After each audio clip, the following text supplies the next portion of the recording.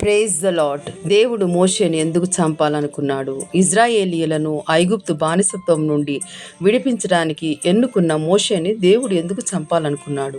దేవుడు అబ్రహాంతో చేసిన నిబంధనకు అవిధేయత చూపినందుకు ఆజ్ఞకు కట్టుబడాలనే ఉద్దేశము. హెబ్రీయుల మగపిల్లలు అందరికీ సున్నతి చేయవలను.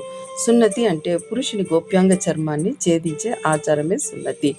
దేవుని యొక్క ఆజ్ఞ నిర్గమ 4:24 నుండి 26 వరకు. ప్రత్యేక ప్రజగా సున్నతి చేయాలి. మోషే తన కుమారునికి అప్పటి వరకు సున్నతి చేయకపోవడం దేవునికి కోపం వచ్చి ఉండవచ్చును. కాబట్టి మోషే భార్య సిప్పోరా తన కుమారునికి సున్నతి చేసింది. రాబోయే ఆపద నుండి భర్తను రక్షించుకుంది. సిప్పోరాను కూడా దేవునికి విధేయురాలుగా చేయడం కూడా ఒకే కారణము. దేవుని ఆజ్ఞకు కట్టుబడి లోబడి నాయకత్వం వహించాలని దేవుని నిర్ణయము. దేవుడు నిజంగా చంపాలనుకుంటే తేలిగ్గా చంపేవాడు. ఈ ప్రాముఖ్యమైన బాధ్యతను అతను గుర్తించగలిగేలా మోషేని మేల్కొల్పడమే దేవుని యొక్క ఉద్దేశము. కొత్త నిబంధనలో అపోస్తలుడు పౌలు రోమా 2:29 సున్నతి హృదయ సంబంధమైనదై ఆత్మ యందు జరుగునది. పౌలు సున్నతి ద్వారా పరిపూర్ణత పొందలేము. యేసుక్రీస్తునందే పరిపూర్ణత వస్తుంది. ఆమేన్.